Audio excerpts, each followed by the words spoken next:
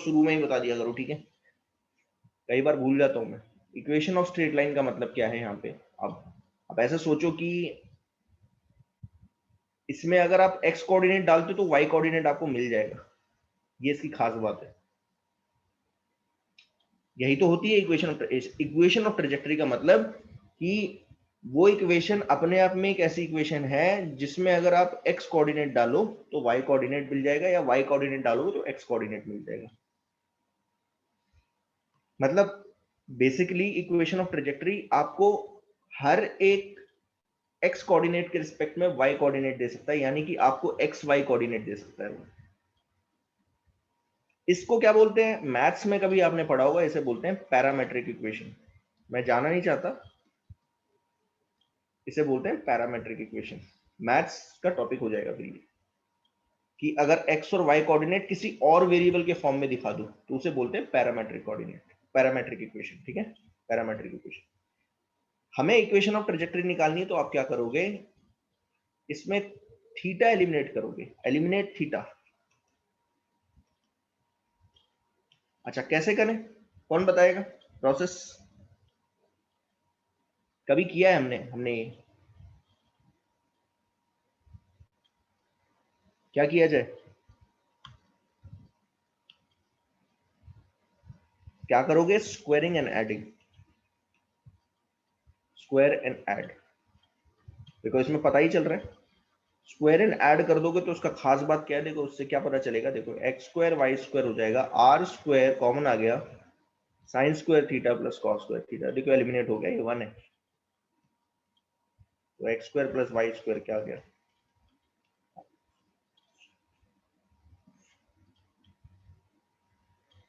कौन बताएगा ये किसकी इक्वेशन है, कैसी है इक्वेशन ऑफ ट्रेजेक्टरी, मतलब जो पार्टिकल ट्रेजेक्टरी फॉलो कर रहा है वो कैसी है।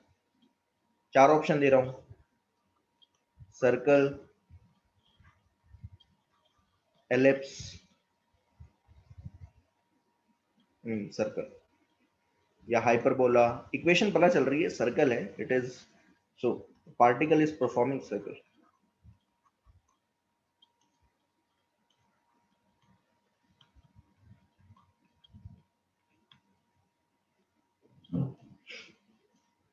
तो ये तरीका है, मैं फिर बता रहा हूँ आपको, दिस इज अ तरीका। सर्कुलर मोशन के लिए थोड़ा इजी पड़ जाता है, सर्कुलर मोशन बहुत इजी है। सर्कुलर मोशन में आपको याद रखना है हमेशा एक्स और वाई कोऑर्डिनेट आपको ये इक्वेशन देती है, ध्यान देना, r cos theta, r sine theta, theta is the angle covered by the particle taken in anti-clockwise direction from x axis। और इक्वेशन ऑफ ट्रेजेक्टरी कैसे निकालोगे, हमेशा क्या करना, एक्स वाई को छोड़ के जो भी वेरिएबल है उसको एलिमिनेट कर देना इक्वेशन से, ठीक है, तो आपको क्या पता चल जाएगी, ट्रेजेक्टरी की इक्वेशन पता चल जाएगी। ट्रेजेक्टरी मतलब ऐसे सोच लो, पाथ की इक्वेशन, ठीक है, मैं दोनों लिख देता हूं ताकि समझ में आ जाए।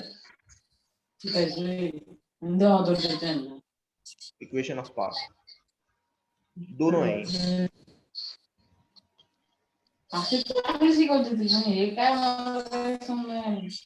Online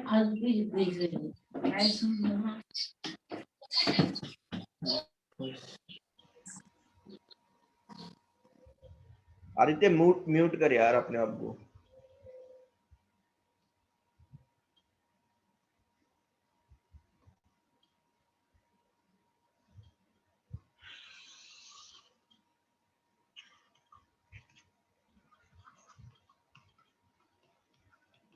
If a particle is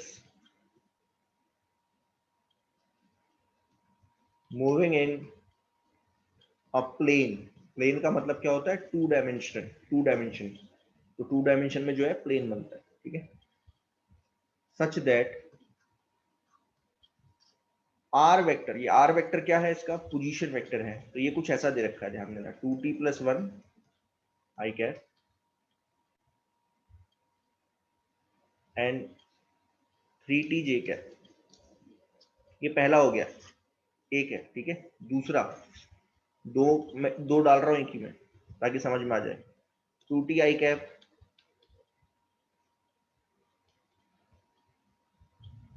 3t - 9t square j cap, मतलब ऐसे सोचो कि दो दो पार्टिकल हैं, दो मोशन कर रहे हैं। पहले वाला इस तरीके से है, ये वाला मोशन कर रहा है, दूसरे वाला ये वाला मोशन कर रहा है। तो अब मुझसे पूछा है कि find out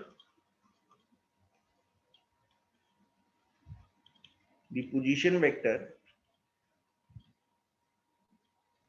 of both particle. ठीक है, यहाँ पे टू पार्टिकल लिख दे रहा हूं ताकि एक ही में खत्म हो, दो क्वेश्चन कराने ना पड़े।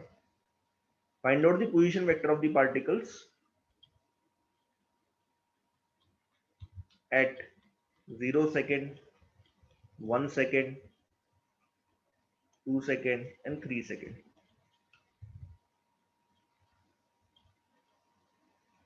ये पहला। दूसरा, displacement vector of both particle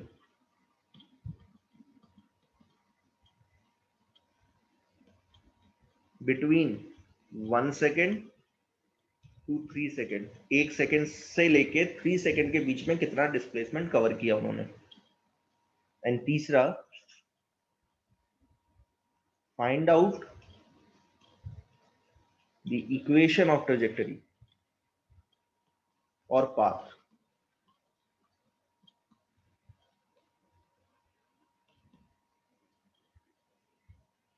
ये तीन चीजें पूछी हैं। अब एक ही क्वेश्चन है, ध्यान देना। मैंने दो पार्टिकल लिख रहा हूं। पहला पार्टिकल, फर्स्ट पार्टिकल, ध्यान देना, this is the first particle. ये जो इक्वेशन कवर कर रहा है वो ये है कुछ।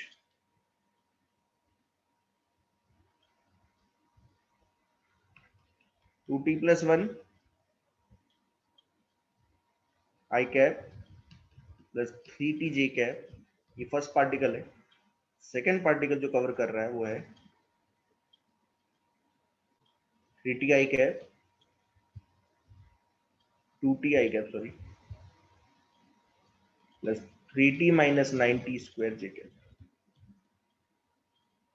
अब जैसे ही आपने ये देखा तो आपको ये समझ जाना चाहिए कि ये जो है आई के साथ जो है वो दे रहा है x coordinate. 2t plus one जो है वो है x coordinate of the particle, और जे के साथ जो है वो है वाई कोऑर्डिनेट। मैं फिर बता रहा हूँ, जो मैं ये चीज करवा रहा हूँ ये 12th में भी आएगी, ध्यान देना। इलेक्ट्रिक फील्ड जब मैं करवाऊंगा तो वहां पे एक टॉपिक होता है motion of the particle in electric field, तो बिल्कुल सेम होता है। तो जिसको ये समझ में आ रहा है, बेसिकली मैं करवा क्या रहा हूँ, मोशन इन 2D प्लेन। तो जिसको ये आता है वो क्वेश्चन भी अटेम्प्ट कर लेगा और समझ में भी आता है उसे। ये क्या हो गया, x coordinate of the particle, और ये हो जाएगा y coordinate of the particle.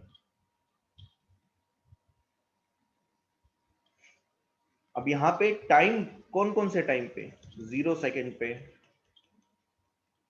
1 second पे, 2 सेकेंड पे एंड 3 सेकेंड पे, ऐसे टाइम बढ़ता चले जाएगा। आपको फिक्र करने की जरूरत नहीं, मुझे 4 टाइम पे पूछा है। आप बताओ पोजीशन वेक्टर क्या है। तो आपको क्या करना है, आपको कुछ नहीं करना है, ये टाइम डाल देना है यहाँ पे। जैसे ही आप टाइम डालते हो आपको एक्स और वाई कोऑर्डिनेट अपने आप पता चल जाएगा। ये पोजीशन वेक्टर है, ये अपने आप में इतना काबिल है कि आपको हर एक टाइम पे, क्योंकि टाइम आ गया ना इसमें, टाइम आ गया तो आप किसी भी टाइम पे आप क्या निकाल सकते हो, पोजीशन वेक्टर निकाल सकते हो। अब जरा मुझे बताओ, अगर मैं इसमें t0 डालता हूँ तो एक्स कोऑर्डिनेट क्या आ गया, 1, तो 1 आई कैप। वाई कोऑर्डिनेट क्या होगा, 0 जे कैप। ये चीज समझ में आ गई है।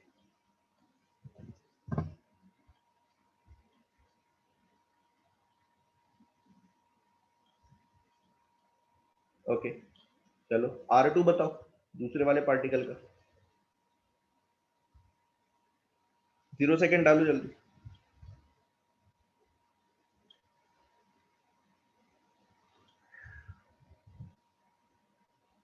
क्या आ रहा है, बताएगा कोई।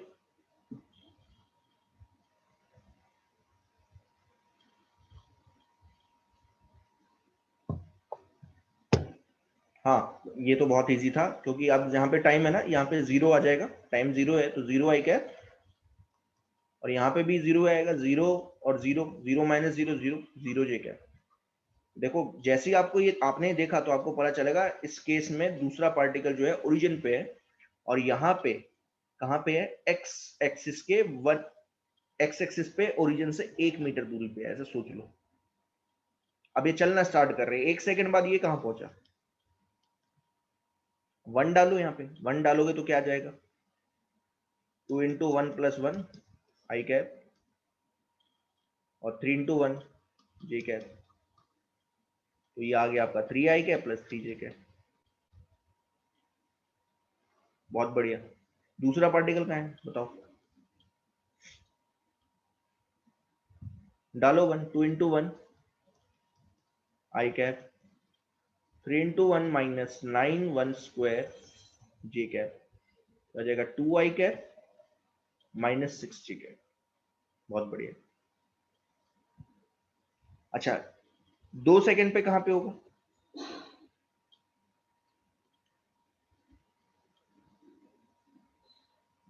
2 डालोगे तो क्या आएगा, 2 × 2 + 1 आई कैप एंड 3 × 2 जे कैप। जहां तक मेरा ख्याल है ये आ रहा है 5 आई कैप + 6 जे कैप। और ये कहाँ कितना आ रहा है, 2 × 2 i cap, 3 × 2 - 9 2² j cap, comes out to be 4 i cap, और ये आएगा 6 - 36 -30 जे कैप।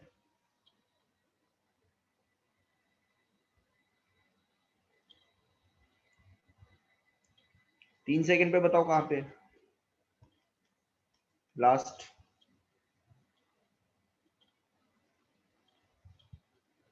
यस 7 आई कैप हाँ, plus 7 I cap + 9 J cap.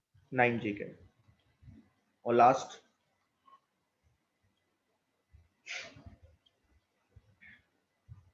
I think 6 I cap my plus, ठीक है अभी यहाँ डाल देता हूँ, 3 × 3 - 9 × 3 का होल स्क्वायर, ये आएगा 6 आई कैप 9 - 91 81, दैट इज 72 -72।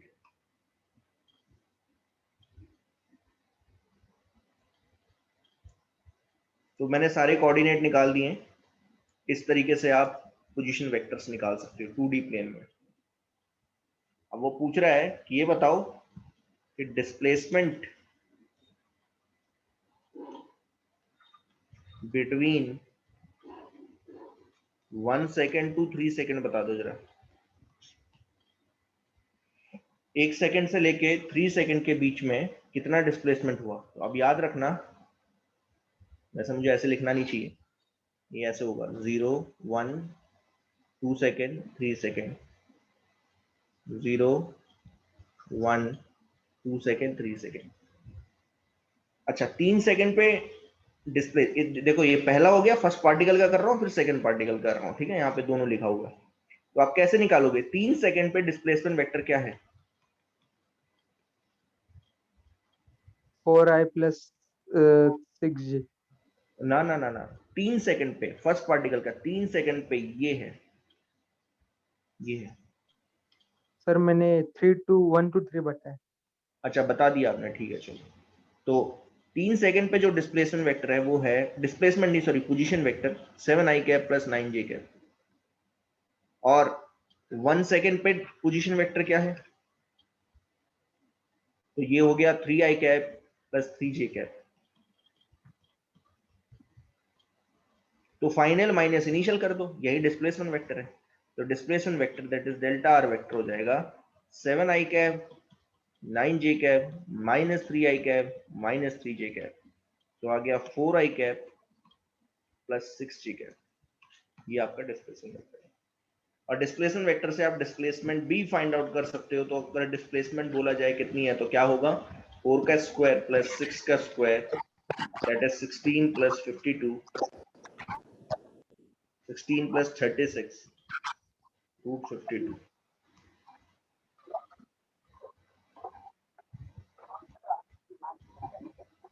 अच्छा यहाँ पे क्या होगा, यहाँ पे 3 सेकंड पे डिस्प्लेसमेंट क्या है?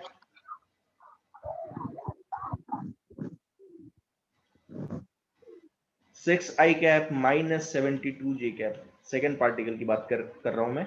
और 1 सेकंड पे कितनी है?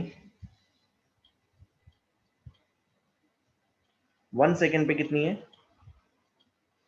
तो 1 सेकंड पे है आपकी 2i cap minus 6j cap.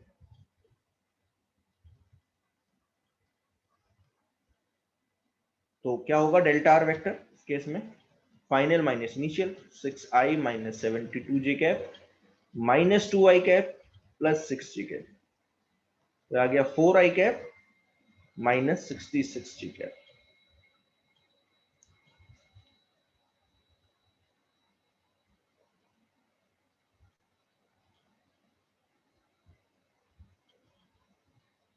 मैं म्यूट रखा हूं, मेरी आवाज नहीं आ रही क्या? आ रही है सर। अभिजीत नहीं आ रही क्या आपकी? आपको नहीं आ रही है मेरी आवाज?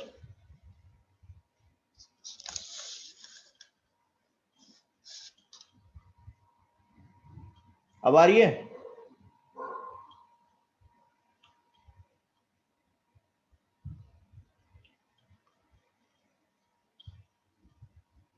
अच्छा, नेटवर्क प्रॉब्लम है।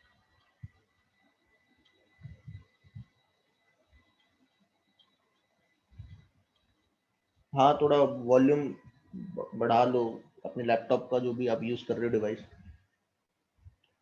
ओके, तो इसका डिस्प्लेसमेंट वेक्टर पता चल गया आपको, 4i cap plus 66j cap, और आप इसकी डायरेक्शन सॉरी मैग्नीट्यूड भी निकाल सकते हो। ठीक है, तो मैं निकाल नहीं रहा हूँ, थोड़ा बड़ा पड़ जाएगा, आप खुद देख लेना।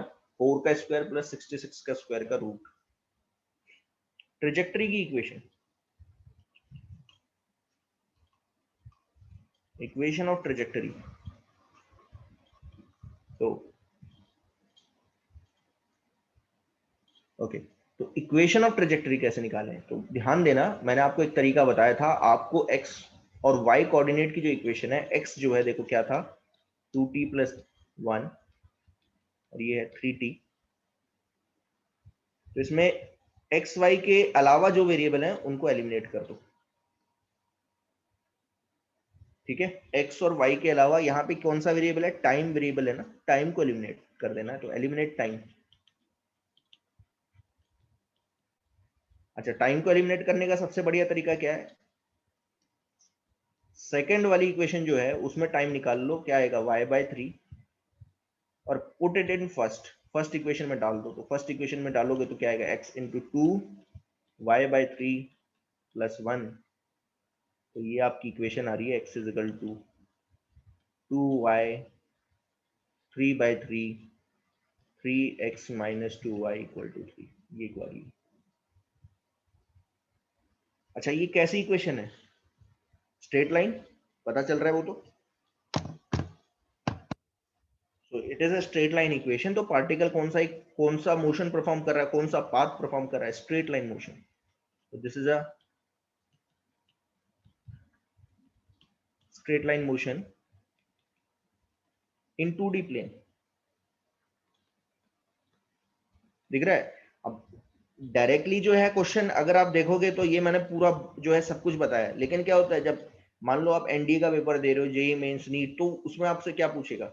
इक्वेशन दे देगा और बोलेगा बताओ which kind of what kind of trajectory it is following. तो अगर आपको ये प्रोसेस आता है और आपको पता है इक्वेशन कौन सी है, स्ट्रेट लाइन की इक्वेशन है या पैराबोला की इक्वेशन है, तो आप एकदम बता सकते हो, धड़ाधड़ जो है आप आंसर कर सकते हो। अच्छा, ये क्या होगी? देखो इसमें, देखो x क्या है? 2t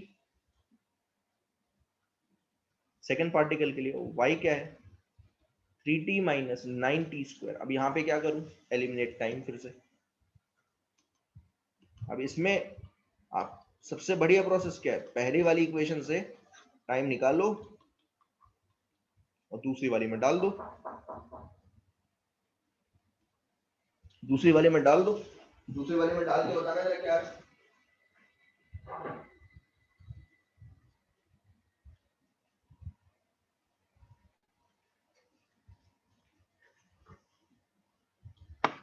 दूसरी वाली में डालो, 3x/2 9x/2 का होल स्क्वायर।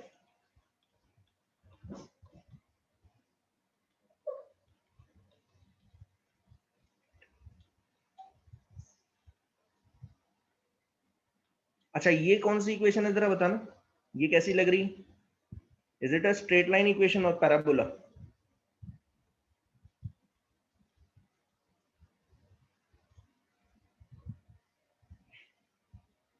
पैराबोला की इक्वेशन पता है ना सबको, क्या होती है? It is of this form, ax square y is equal to x square plus b x plus c. अगर ऐसी इक्वेशन दिख रही है कहीं पे तो ये क्या है? पैराबोला।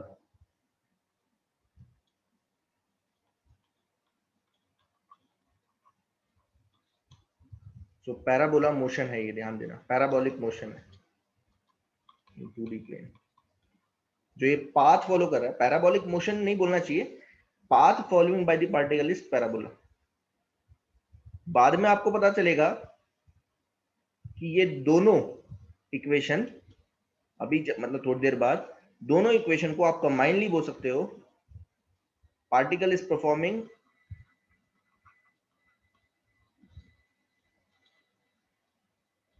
Uniformly accelerated motion.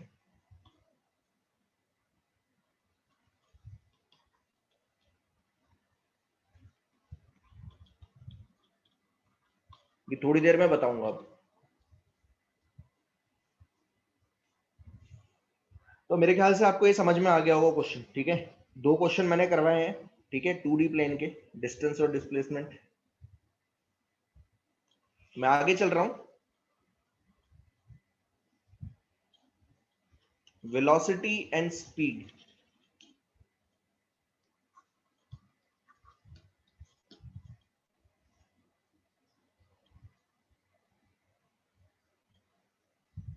अच्छा क्या होती है वेलोसिटी?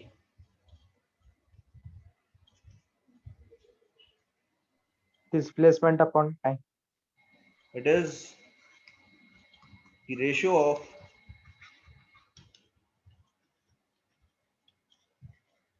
Displacement and time. बहुत स्पेसिफिकली बोल रहे हो, ठीक है ना? ये जो मैंने बोला है बहुत स्पेसिफिकली। अब इसमें दो चीजें आ जाती हैं। अब इसकी कैलकुलेशन में मैं नहीं जाऊंगा, दो आती हैं, ध्यान दें, दो चीजें यहाँ पे। एक होती है एवरेज वेलोसिटी,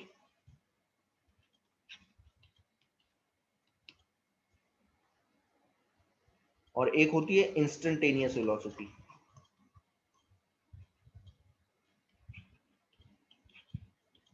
एवरेज वेलोसिटी क्या होती है? एवरेज डिस्प्लेसमेंट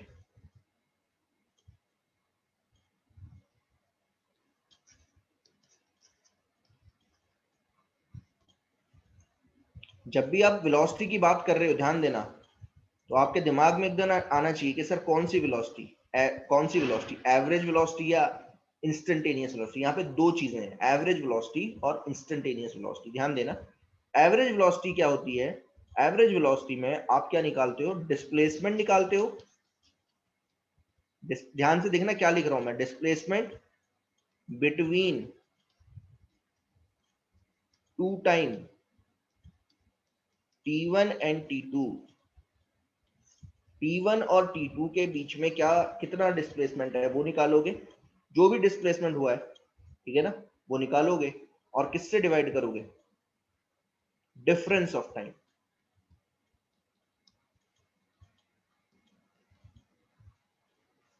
कई बार बुक्स में इसे ऐसे लिखा रहता है, it is the ratio of total displacement upon time taken, ठीक है ना?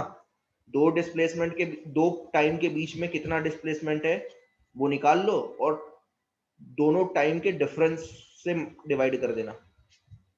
तो इसको ऐसे रिप्रेजेंट किया जाता है, since it is a vector quantity.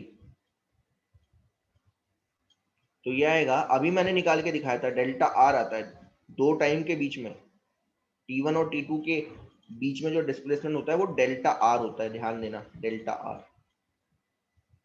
और टाइम क्या होगा? Delta T. अच्छा इसी को ऐसे भी लिख सकते हो, final position vector minus initial position vector upon T2 minus T1। इसे अगर मैं फर्दर थोड़ा सा सॉल्व कर दूं, ध्यान देना, फर्दर थोड़ा सॉल्व करूं, थोड़ा सा और सॉल्व करूं, तो आपने R2 माइनस R1 जो है ये पढ़ा था, x2 minus x1 i cap plus y2 minus y1 j cap, ये आपने पढ़ा था अभी थोड़ी देर पहले, मैंने आपको बताया था। अब अलग अलग कर लो।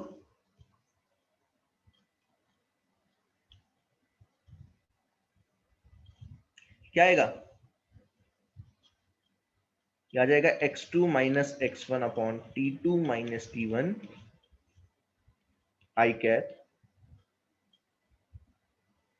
Plus y2 minus y1 upon t2 minus t1 j cap.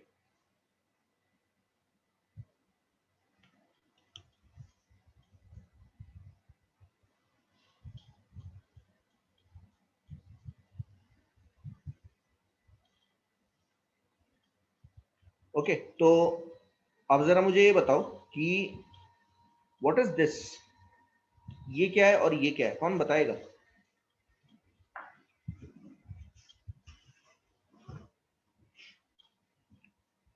What is this, ये क्या है? तो ये क्या है, ध्यान देना, एवरेज वेलोसिटी का एक्स कंपोनेंट, और ये क्या है? एवरेज वेलोसिटी का वाई कंपोनेंट। आया समझ में? हाँ वही है, बट ध्यान देना, ये एवरेज वेलोसिटी का एक्स और वाई कंपोनेंट है। एवरेज वेलोसिटी का एक्स और वाई कंपोनेंट आप कैसे निकालते हो? तो इमेजिन करो कि पार्टिकल जो है वो किसी भी एक पॉइंट ए से बी तक गया। अब उसने कैसा पाथ लिया ये आपको नहीं पता, कैसा भी ले सकता है वो। तो वो एक्स में कितना चला? x1 ए से स्टार्ट हुआ था, सॉरी, तो x1 पे था और पहुंचा कहां पे? बी पे, तो x2 चला। तो x डायरेक्शन में कितना चला on an average? x2 minus x1।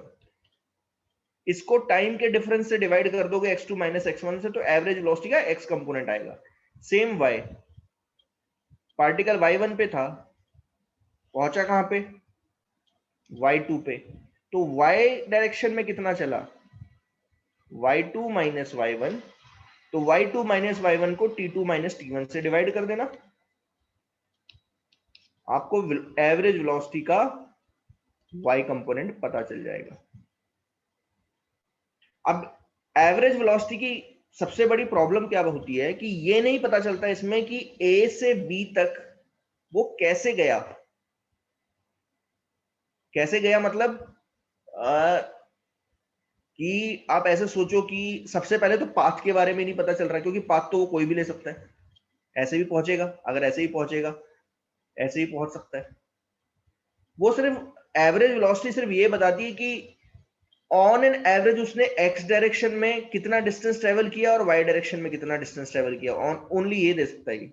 एक सेकेंड में एक्स डायरेक्शन में कितना ट्रेवल किया और वाई डायरेक्शन में कितना ट्रेवल किया, ऑन एन एवरेज दे देता है, एवरेज दे देता है, ठीक है ना। ये नहीं बताता कि बीच में वो कितना तेज चला। ऐसा भी हो सकता है कि बीच में थोड़ी देर आराम कर लिया उसने, थोड़ी देर पे रेस्ट, बीच में कहीं पे रेस्ट पे हो। तो ये कोई भी जानकारी जो है ना, बीच वाले पाथ के बीच में मतलब यहाँ पे क्या हुआ होगा, यहाँ पे क्या हुआ होगा, यहाँ पे बताओ वेलोसिटी कितनी होगी, ये सब नहीं देता है। तो ये इसकी एक प्रॉब्लम है एवरेज वेलोसिटी की, ठीक है। सो मैं यहां पे लिख देता हूं, average velocity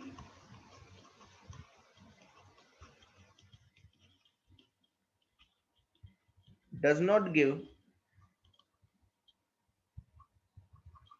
any information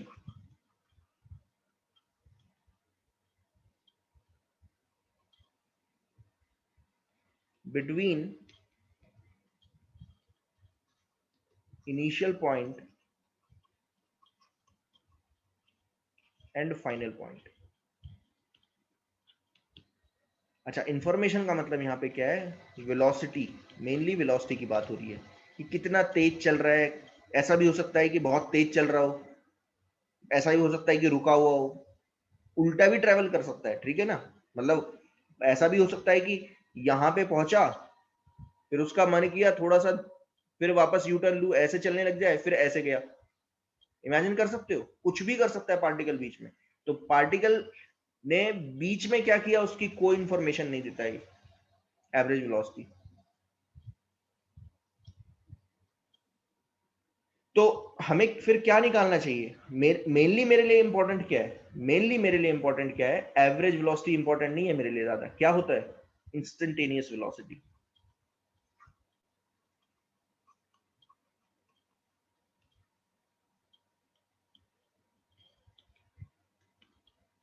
instantaneous velocity ज्यादा इंपॉर्टेंट है। अच्छा, इंस्टेंटेनियस वेलोसिटी ज्यादा इंपॉर्टेंट क्यों है? क्योंकि इसकी खासियत क्या है? It gives you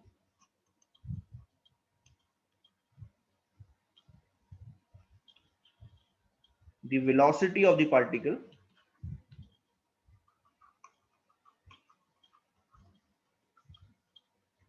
at any instant। किसी भी इंस्टेंट पे दे देगा। अच्छा, ये कैसे निकालते हैं? तो इसमें आपको क्या करना है, आपको डेरिवेटिव लेना है, ध्यान देना। या इसको कैसे निकाला जाता है? इसको जो है, अब तो आपने पिछले साल आपने कैलकुलस भी पढ़ी होगी, तो मैं आपको बता देता हूं। जो delta r by delta t है, average rate of change of r with respect to time, आप लिमिट लोगे delta t tends to zero, तो ये डेरिवेटिव में चेंज होता है। तो जो पोजीशन वेक्टर दिया जाएगा ना, पोजीशन वेक्टर, उसका डेरिवेटिव ले लेना। तो जैसे ही आप पोजीशन वेक्टर का डेरिवेटिव लोगे, you will get the instantaneous velocity. और डेरिवेटिव ऑफ पोजीशन वेक्टर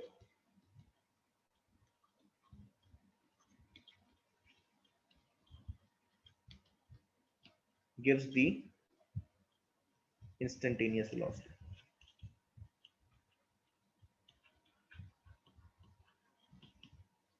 अच्छा, अब यहां पे भी दो कंपोनेंट आ जाएंगे। क्या होगा बताओ? क्या होगा अगर आप आर वेक्टर को लिखोगे एक्स आई कैप प्लस वाई जे कैप, अगर आप ऐसे लिखते हो, तो यहाँ पे ना एक्स और वाई, एक्स एंड वाई का भी डेरिवेटिव लेना पड़ेगा। अलग अलग डेरिवेटिव ले लोगे, ये आपने पढ़ी है, 11th क्लास में पढ़ा होगा आपने कि अगर ऐसी इक्वेशन है कहीं पे एक्स स्क्वायर प्लस 2x है और आपसे पूछा है डेरिवेटिव निकालो, तो आप एक्स स्क्वायर का अलग डेरिवेटिव लेते हो, 2x का अलग डेरिवेटिव लेते हो।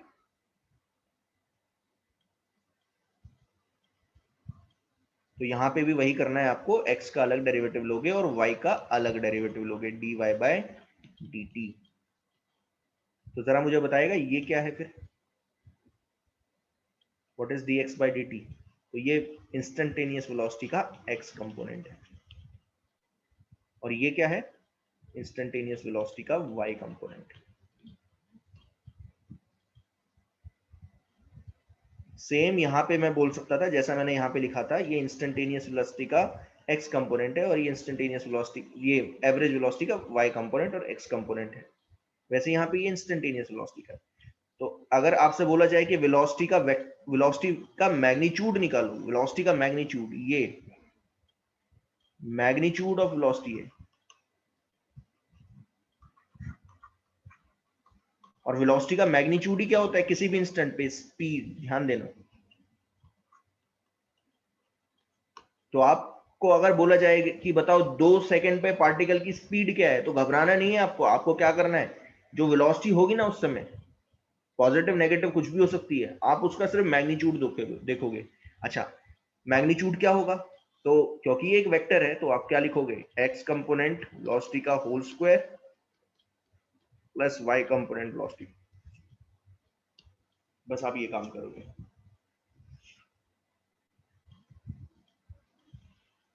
बाय द वे, मुझे डायरेक्शन बता देनी चाहिए, है ना, डायरेक्शन भी बतानी चाहिए थी। एवरेज वेलोसिटी की डायरेक्शन हमेशा किस तरफ होती है? कौन बताएगा?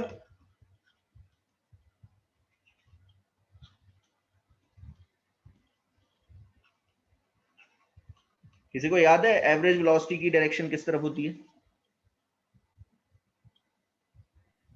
Sir, the direction of motion. नहीं नहीं नहीं,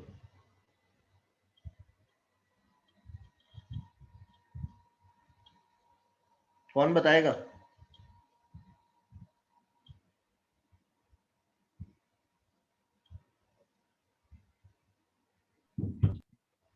सर सेम होगी ना? सेम मतलब इन व्हाट डायरेक्शन? डायरेक्शन भी तो मैटर करती है ना सर कि भैया, ऑब्जेक्ट के डायरेक्शन में। लेकिन ऑब्जेक्ट की डायरेक्शन कैसे पता चलेगी? ऑब्जेक्ट की डायरेक्शन किस तरफ होगी? चलो मैं आपको बता देता हूं, ठीक है, आप ध्यान देना। यहाँ पे ना एक थ्योरम मैं यूज कर रहा हूं, आप मुझे बताओ कि अगर मैं एक बी वेक्टर है मान लो, उसे 2 से मल्टीप्लाई करता हूं तो क्या आएगा? एक वेक्टर ही आएगा कि नहीं?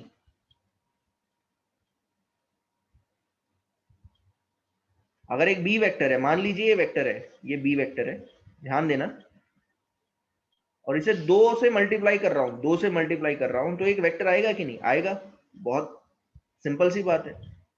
आप इसे कैसे समझोगे? ऐसे समझोगे कि आपने बी वेक्टर को 2 बार ऐड कर दिया है, तो 2 वेक्टर को ऐड करने का मतलब क्या है? बी वेक्टर को ही 2 बार ऐड करने का मतलब क्या है? Triangular law of vector addition. B vector की टेल को बी वेक्टर की हेड से मिला दो तो ए वेक्टर क्या आएगा? ये आएगा, ध्यान दे रहा। अब आप बताओ ए वेक्टर के बारे में क्या पता कर सकते हो? तो ए वेक्टर के बारे में आप साफ साफ बोलोगे इसका मैग्नीट्यूड जो है वो 2 times the magnitude of B vector है। वो इधर से पता चल रहा है, इस पूरे से, यहां से पता चल रहा है। और एक और चीज पता चल रही है, direction of A vector is in the direction of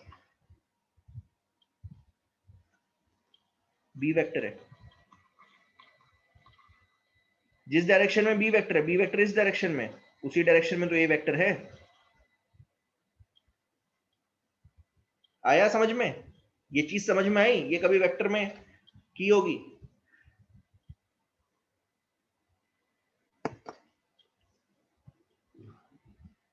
yes. पहले तो यार आप बताते चलो, मुझे तो ज्यादा क्या है, यस सर। ऑनलाइन में ज्यादा पता चलता नहीं कि किसको क्या समझ में आ रहा है। मैं पूछते हुए इसलिए चल रहा हूँ। प्लीज बताओ समझ में आ रहा है ये? Yes sir. अब थोड़ा यही चीज ना अब यहां लगा के दिखाओ, यहां लगा के दिखाओ, देखो जरा यहां लगाओ। क्या ये चीज यहां समझ में आ रही है? देखो ऐसे लिख रहा हूं, उसे देखो।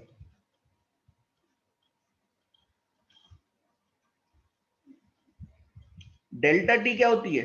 स्केलर क्वांटिटी, वेक्टर है। डेल्टा टी मतलब टाइम का डिफरेंस।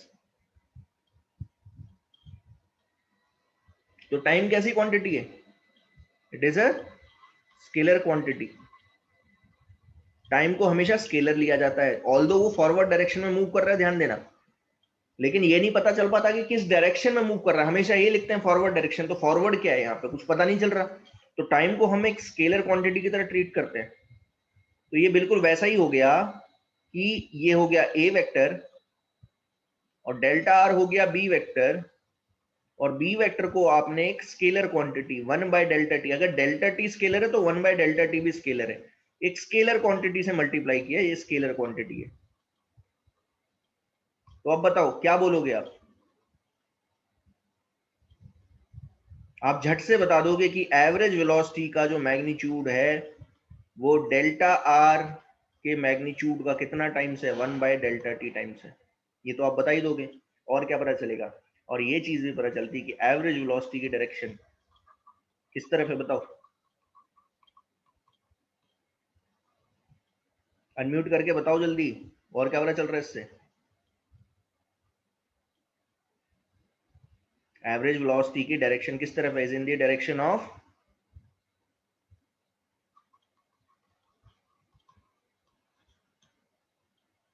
Delta R vector. ये चीज आई समझ में? Yes sir.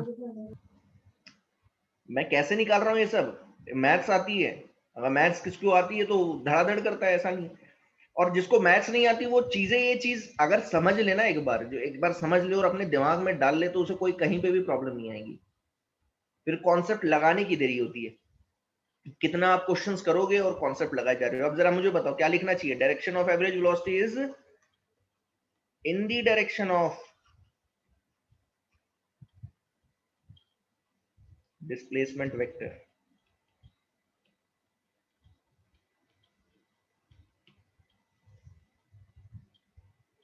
यहाँ पे थोड़ा ढंग से लिख देता हूँ ताकि क्लियरिटी रहे।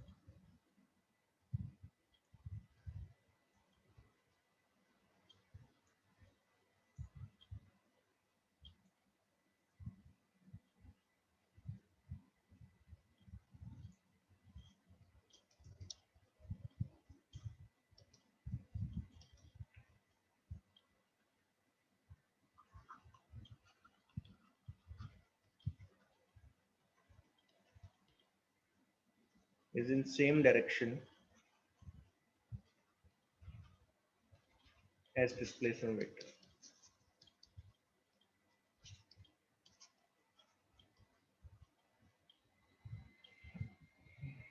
ये है r1 वेक्टर, देखो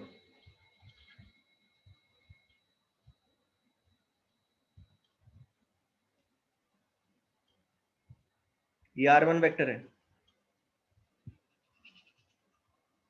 ये r2 वेक्टर। तो डिस्प्लेसमेंट वेक्टर क्या है? ये है, देखो ये है displacement vector, this is displacement vector delta r। और इसी डायरेक्शन में क्या होगा, आपको क्या देगी? एवरेज वेलोसिटी होगी, इसी डायरेक्शन में होगी। तो यहीं पे बना रहा हूं, देखो ये है, ये this is the direction of average velocity vector. Specific direction है उसकी, चेंज नहीं होती है, ध्यान देना। यही तो प्रॉब्लम है इसके साथ, एवरेज वेलोसिटी के साथ यही प्रॉब्लम है कि उसकी डायरेक्शन चेंज नहीं होती हमेशा। किस डायरेक्शन में? इनिशियल पॉइंट और फाइनल पॉइंट को ज्वाइन करके जो डिस्प्लेसमेंट वेक्टर बना है उसी डायरेक्शन में रहती है हमेशा। लेकिन अगर मैं आपसे बोलूं कि वेलोसिटी की डायरेक्शन, इंस्टेंटेनियस वेलोसिटी की डायरेक्शन किस तरफ है, तो अब जरा मुझे बताओ, यही चीज मैं यहां पे लगाता हूं तो देखना जरा क्या होगा। गया तो वो ए से बी तक था, ध्यान देना, ए से बी तक गया है, लेकिन आपने इंस्टेंटेनियस वेलोसिटी कैसे निकाली? एक छोटा सा ए से बी तक आप बहुत थोड़ा सा चले, इतना चले मान लो, यहां से यहां तक चले, ठीक है ना, ये ए डैश पॉइंट मान रहा हूं। तो अभी भी अगर आप देखोगे तो डिस्प्लेसमेंट वेक्टर की ही डायरेक्शन में है, लेकिन डिस्प्लेसमेंट वेक्टर किस डायरेक्शन में है? टेंजेंट की डायरेक्शन में। ये टेंजेंट हो गया। अगर आप को मैग्नीट्यूड ऑफ वेलोसिटी निकालना है तो वो तो ये हो गया, लेकिन डायरेक्शन किस तरफ है? तो डायरेक्शन आप ऐसे लिखोगे, डायरेक्शन ऑफ इंस्टेंटेनियस वेलोसिटी किस तरफ है?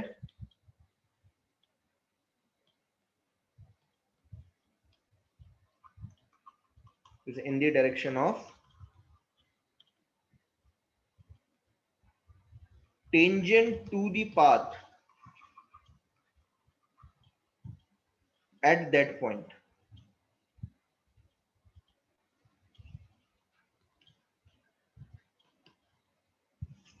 जिस पॉइंट पे वेलोसिटी पूछी है ना, जिस पॉइंट पे, मान लीजिए यहां पूछी है, यहां पे वेलोसिटी बताओ क्या होगी? Instantaneous velocity. तो आप झट से क्या कर देना, डायरेक्शन, मैग्नीट्यूड तो ऊपर वाले फॉर्मूले से निकाल लेना, डायरेक्शन ये हमेशा पाथ के टेंजेंट होती है, ध्यान देना, velocity.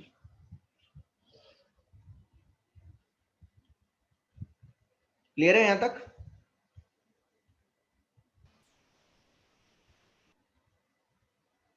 Yes yes sir. Okay. अब स्पीड जो है थोड़ा सा इजी है, स्पीड में कुछ नहीं करना आपको। स्पीड क्या करनी है आपको? कुछ नहीं करना। देखो ये मैं मिटा नहीं रहा हूं, ध्यान देना, ये मैं मिटा नहीं रहा हूं, ये इसी के साथ चल रहा है ताकि क्लियरिटी रहे आपको। स्पीड बहुत इजी है।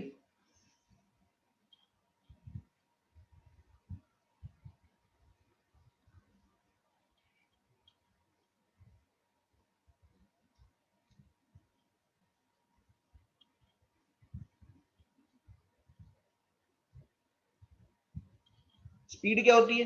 अब स्पीड बताने की जरूरत नहीं है, सिंपल क्या करना है आपको, it is the total displacement, total distance travelled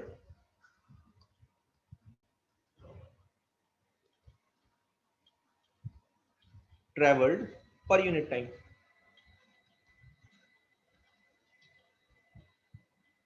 हाँ, डिस्टेंस अपॉन टाइम। लेकिन 2D में ना थोड़ा सा डिफिकल्ट होता है। क्यों 2D में थोड़ा सा डिफिकल्ट होता है स्पीड निकालना? उसका रीजन है कि अगर मैं आपसे बोलूं कि बताओ ए से बी के बीच में स्पीड बताओ, कितनी स्पीड है? अच्छा, जैसे ही मैं बोल रहा हूं ए से बी के बीच में कौन सी स्पीड, तो जैसे ही आप बोलोगे कि सर ए से बी के बीच में कौन सी स्पीड, इंस्टेंटेनियस एक जगह पे एक टाइम पे पूछ रहे हो क्या एवरेज पूछ रहे हो?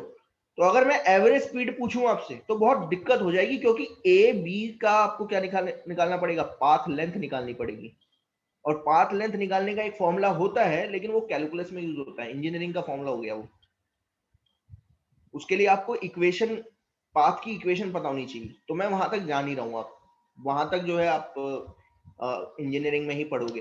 तो कोई भी एवरेज स्पीड पूछता नहीं है 2D में, ठीक है? एवरेज स्पीड नहीं पूछेगा कभी भी कोई भी आपसे। एवरेज वेलोसिटी पूछ लेगा, एवरेज स्पीड बहुत खतरनाक हो जाती है, दिक्कत हो जाती है उसमें। हाँ, लेकिन अगर आपसे कोई इंस्टेंटेनियस स्पीड पूछ ले, इंस्टेंटेनियस स्पीड, तो इंस्टेंटेनियस स्पीड आप सीधा बता सकते हो, instantaneous speed is equal to the magnitude of किसका, इंस्टेंटेनियस वेलोसिटी।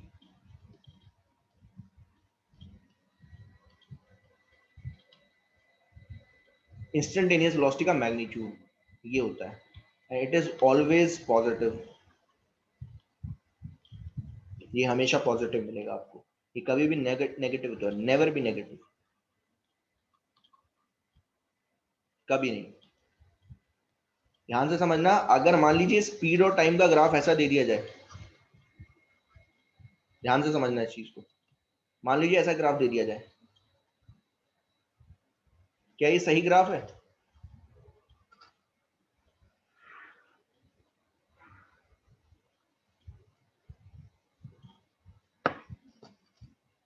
No, Y? क्योंकि स्पीड कभी भी नेगेटिव नहीं होती, दिख रहा है?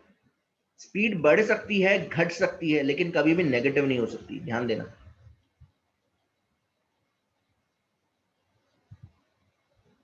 हाँ, not possible, this graph is not possible.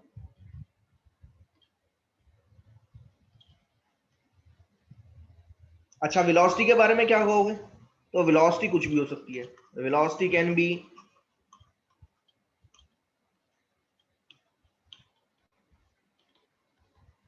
Positive and negative, both हो सकती है, मतलब इसका ग्राफ नीचे भी जा सकता है।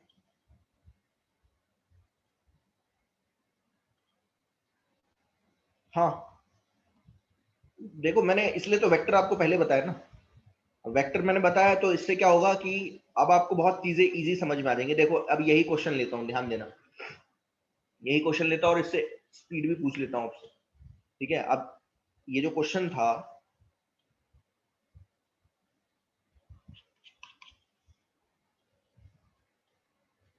अगर मैं इसी में पूछूं,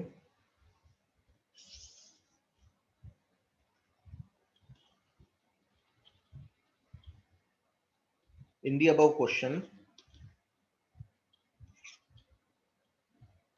पहला, find out the average speed between 1 second and 3 second for both particle,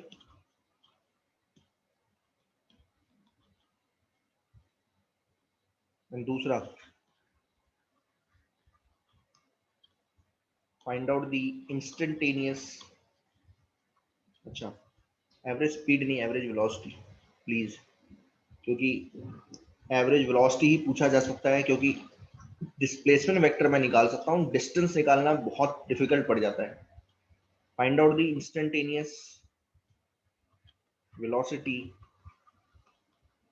and speed. जैसे यहाँ पे बोला गया है कि इंस्टेंटेनियस वेलोसिटी एंड स्पीड निकालो, तो यहाँ पे टाइम, देखो यहाँ पे ध्यान देना, कैसे आप समझोगे इस चीज को कि एवरेज पूछा है कि इंस्टेंटेनियस पूछा है। तो हमेशा याद रखना कि जो एवरेज क्वांटिटी होती है ना, वो हमेशा दो टाइम के बीच में पूछी जाएगी। जैसे बोला है बिटवीन 1 सेकेंड एंड 3 सेकेंड, तो 1 और 3 सेकेंड के बीच में पूछी गई है। लेकिन जब भी बोला जाए इंस्टेंटेनियस वेलोसिटी तो वो पर्टिकुलर टाइम पे पूछी जाएगी। Find out the instantaneous velocity and speed at time 0 second. 0 second पे बताओ, 1 सेकेंड पे बताओ, 2 सेकेंड पे बताओ, ऐसे पूछी जाएगी। हाँ,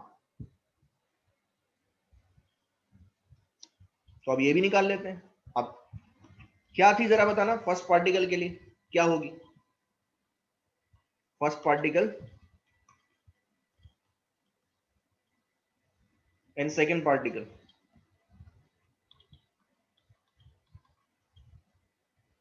अच्छा, ये मैंने करवा रखा है। 1 सेकेंड और 3 सेकेंड के बीच में अगर आपको दोनों पार्टिकल के लिए एवरेज वेलोसिटी निकालनी है तो आपको क्या चाहिए? क्या चाहिए होगा, बताएगा कोई? Displacement vector. क्या बोलोगे? Displacement vector between 1 second and 3 second upon 3 minus 1 कर देना, बस और कुछ नहीं है ना।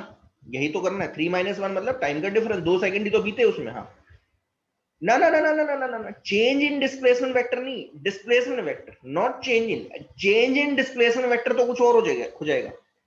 मतलब डिस्प्लेसमेंट वेक्टर में भी चेंज ना, displacement vector between 1 second, correct कर रहा हूं।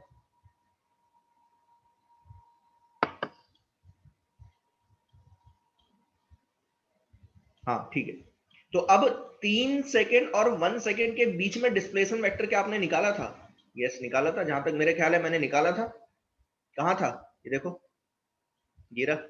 फर्स्ट पार्टिकल के लिए कितना है? 4i cap plus 6j cap. और दूसरे पार्टिकल के लिए कितना है? दूसरे पार्टिकल के लिए है 4i cap plus 66j cap. तो यहां लिख लो 4i cap plus 6j cap divided by 2, तो ये आ गया 2i cap plus 3j cap. ये है average velocity. This is average velocity, ध्यान देना, फॉर फर्स्ट पार्टिकल। इसका मैग्नीट्यूड कितना है? 2 का स्क्वायर प्लस 3 का स्क्वायर, कितना आया? 4 प्लस 9 दैट इज √13। और डायरेक्शन भी निकाल सकते हो आप। डायरेक्शन क्या होगा? tan theta is equal to 3/2, that is tan inverse 3/2। दोनों चीजें निकाल ली मैंने। और सेकंड पार्टिकल के लिए, सेकंड पार्टिकल के लिए एवरेज वेलोसिटी क्या होगी? तो सेकंड पार्टिकल के लिए डिस्प्लेसमेंट वेक्टर 3 सेकंड और 1 सेकंड के बीच में कितना है? 4i cap plus minus 66j cap. 4i cap minus 66j cap, और टाइम का डिफरेंस कितना है? 3 माइनस 1। तो यहां पे एवरेज वेलोसिटी कितनी आ गई? 2i cap minus 33j cap. Magnitude भी निकाल लिया इसका, 2 का स्क्वायर माइनस 33 का होल स्क्वायर।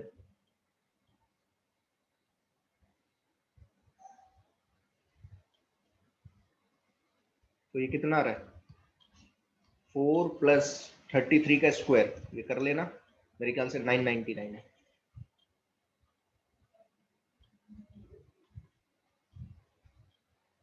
कितना है? 999 है, देखना जरा।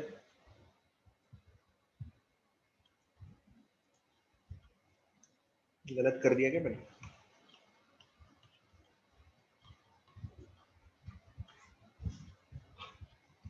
वन जीरो एट नाइन है ना? 1089। So 1089, answer is root of 1093।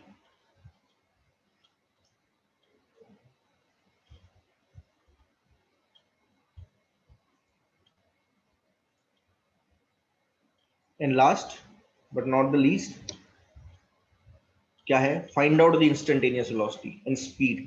तो दोनों के लिए, तो जब आपसे पूछा जाए इंस्टेंटेनियस वेलोसिटी निकालो, तो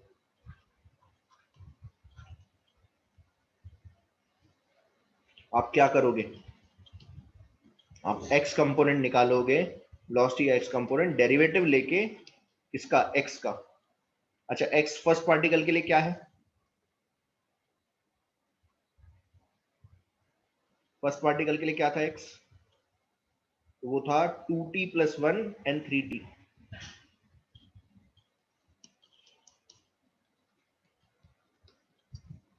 और y कंपोनेंट कैसे निकालोगे? Derivative of y component. अच्छा, कौन बताएगा इसका डेरिवेटिव क्या होगा?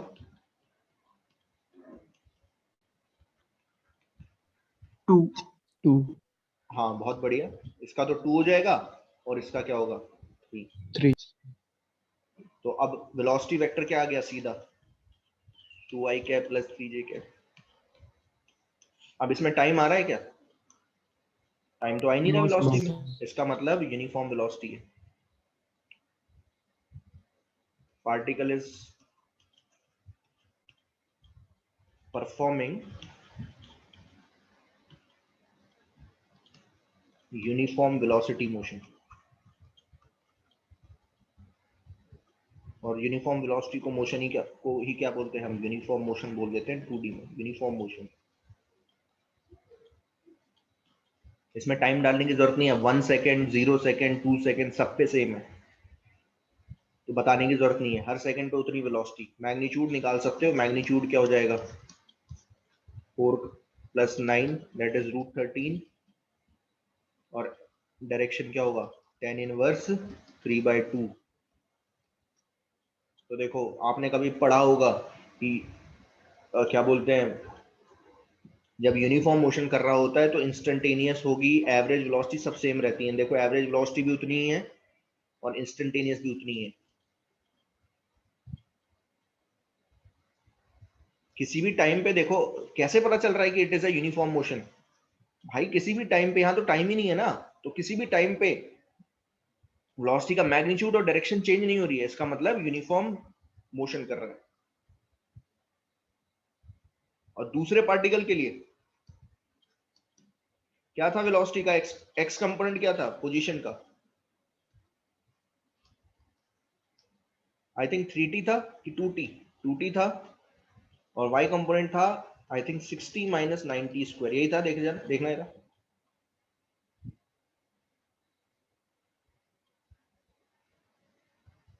-3t - 90²। अब वेलोसिटी का एक्स कंपोनेंट कौन बता देगा जरा? It is 3। और y कंपोनेंट क्या होगा? क्या होगा, बताएगा कोई?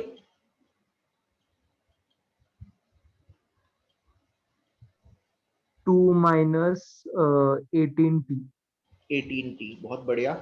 तो यहां से आप झट से velocity vector, instantaneous velocity vector बता सकते हो। तो होगा 3i cap + 2 - 18t j cap. इससे एक चीज पता चली कि वेलोसिटी का कभी भी एक्स कंपोनेंट चेंज नहीं हो रहा है, सिर्फ वाई कंपोनेंट चेंज हो रहा है।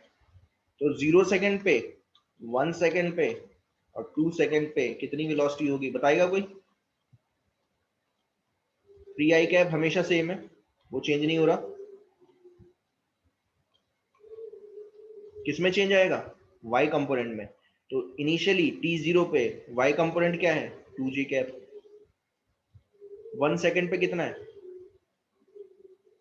-16 -16j कैप। और 2 सेकंड पे -34। 34। -34j cap. तो देखो वेलोसिटी, अब इसमें वेलोसिटी का मैग्नीट्यूड और डायरेक्शन दोनों चेंज हो रही है। तो ये यूनिफॉर्म मोशन नहीं है, यूनिफॉर्म मोशन नहीं है। This is not uniform motion. तो ये कैसा है? यूनिफॉर्म एक्सेलरेटेड मोशन है। ये मैं आपको अगली क्लास में बताऊंगा, बट ये यूनिफॉर्म मोशन नहीं है। This is not uniform motion, पहले तो जान लेना। This is a accelerated motion, क्योंकि वेलोसिटी की डायरेक्शन और मैग्नीट्यूड दोनों चेंज हो रहा है, इसमें नहीं चेंज हो रहा था। ठीक है, आज मेरे ख्याल से आज के लिए काफी है। ठीक है, नेक्स्ट क्लास में देखेंगे। 5 बजे स्टार्ट करूंगा मैं, 5:05 पे। ठीक है, थोड़ा 5 मिनट ज्यादा ले लिया। 5:05 पे स्टार्ट करूंगा मैं। ठीक है, lecture start. Okay sir, thank you sir.